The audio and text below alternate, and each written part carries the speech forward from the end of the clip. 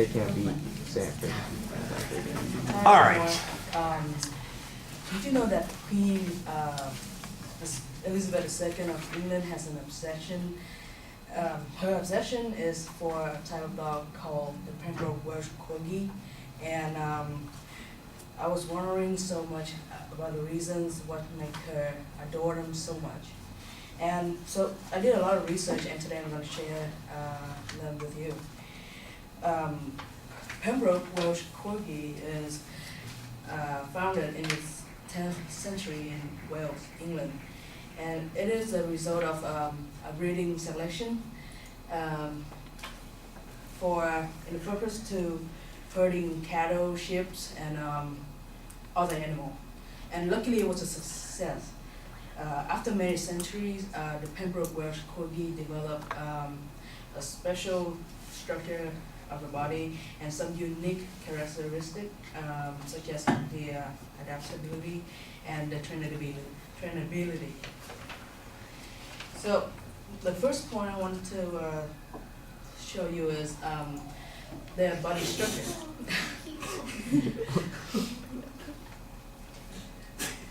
The thing that makes the Queen adore them so much, the first thing is about their legs. As you can see, their legs is not tall like most of the dogs that we see. From the ground to the shoulder is about only 25 to 30 centimeters, and it's going to stay that. This is an adult Corgi, it's not a puppy, and it's going to stay with that height for the rest of his life.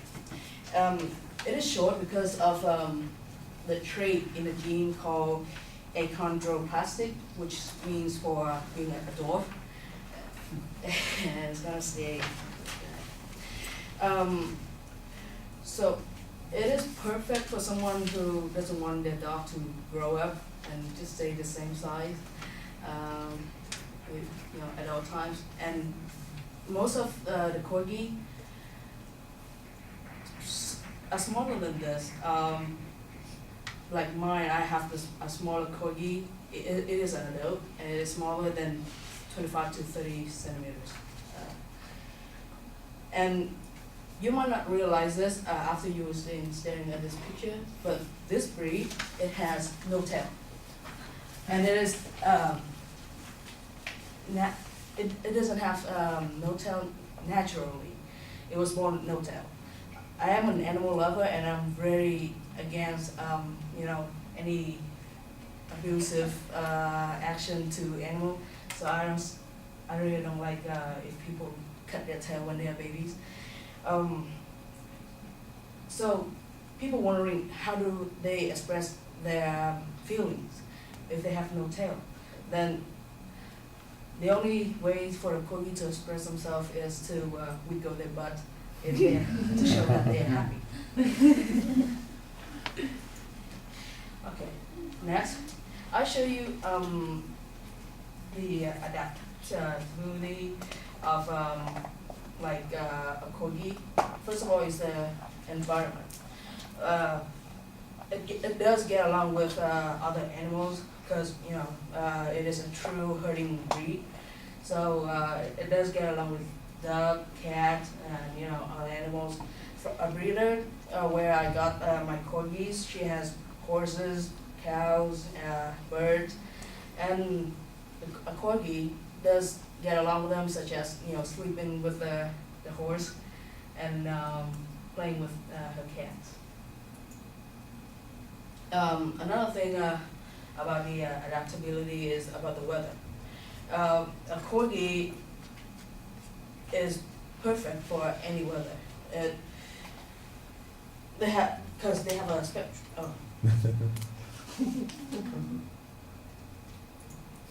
They have a special double coat that is pretty much waterproof, and it protects them from the cold weather. So actually, they really like cold weather. In the summer, they do shed a little because they want to take off all the fur that they have on their body to release the heat.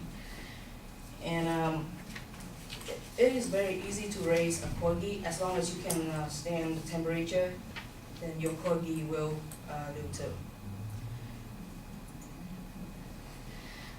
The third point is a Corgi is very easy to train. It is a very smart type of dog, and for training, it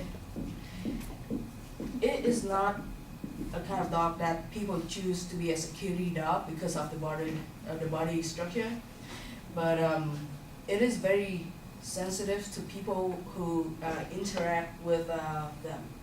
My Corgi barks at people if they are strangers walking around the house, and when my brother actually playing with me, like faking that he's fighting with me, my Corgi would jump out and bark at my brothers. That's pretty cool. And for the obedience training, it is pretty easy to train a Corgi, but you have to train them when you first got them and bring them in your home, or if you're some careless owner, they're gonna develop their own rules in the house, and you don't want that. To train a Corgi, you must be very patient because they're a very active dog, and they do not really want to listen to you. So, in conclusion, to all the unique things about a Corgi that the community loves are the adaptability, the trainability, and the special structure of the body, like I already introduced to you. So with everything you know from my speech today, I think that you will have a better understanding about Corgis and their characteristics.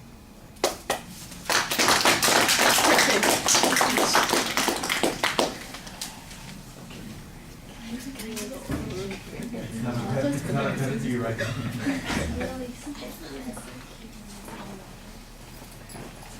It's like a model. Doesn't even have to live with Eric, what did you think?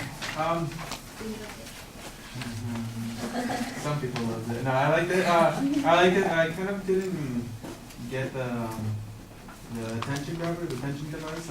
I heard Queen Elizabeth, I think, and that was about it. I know you could probably make it stronger. I mean, if I could have heard it clearer, maybe I would have understood it. Maybe that was my problem. I didn't kind of get the goal of it, but I understood all your subjects, all the points you were supposed to make. Adaptability, the body, and why you should like it. The pictures were effective. The visual aids were effective.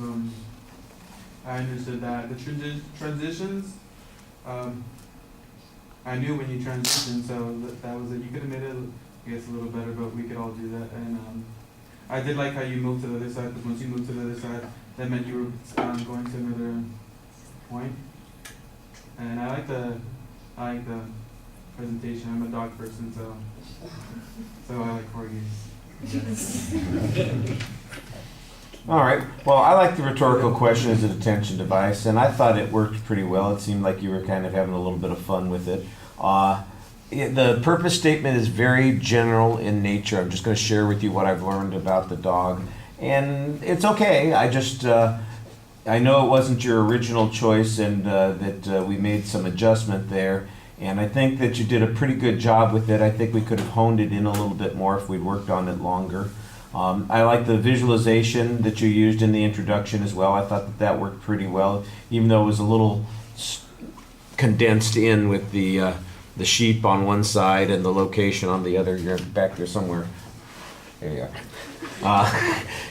That looked a little like squished in. I know you're trying to get the two images in on the one slide. Well, the one thing that I did think was missing in the opening was a preview. It didn't seem to me like there was a very clear layout of what the structure is going to be. But I agree with Eric that in the body of the speech, you did a pretty good job indicating the transitions. We knew when you were going from one idea to another.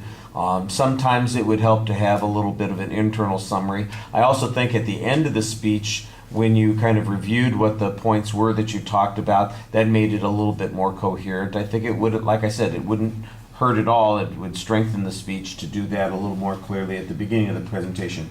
I didn't hear any source citations. I did hear a lot of information. I don't doubt that your information is accurate, but I don't know where that information came from, and I think you need to be a little bit more forthcoming about the research there. I like the personal experience. It comes kind of, you don't start talking about your own Corgi until the middle of the presentation, and I think that might have added a little bit interest earlier on. I did like the examples that you shared about how the dog is a little bit protective of you, when your brother comes in and is giving you a hard time, or when strangers come in the house. I think people kind of appreciate that idea. Like I said, I think the visuals are pretty good. You have the one visual of the dog with all of the indications on the body. Now, the tail, for instance, it was a little strange because you said that they don't have tails, but it looked to me like the visual was suggesting that the tails are cropped. So that was a little bit confusing because the visual says something, about it being cropped, and I wasn't sure. You say it's natural that they don't have those kinds of tails. So I know that you know that somehow. That's one of those places where it would make a little bit more sense. And then I would not be even thinking twice about what was on the screen and trying to reinterpret what was being said there. Because I know you've got your experience, but if you back it up by saying, I don't know, the International Kennel Association, describes them as, tailless dogs. Okay, then I know that that's a natural phenomena, and I don't know why that indication is on the visual there. So that was just a little bit confusing. I thought there was some nice humor in the visuals. I like the dog with the glasses. They're pretty smart, dogs, and easy to train. Well, not easy to train, but they're trainable, like you said, and it requires a lot of patience. It always requires patience to train dogs. It's very difficult to get them to do anything. All right.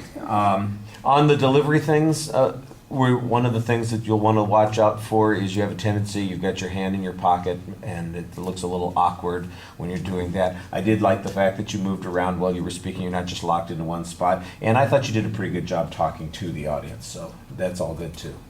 Thank you.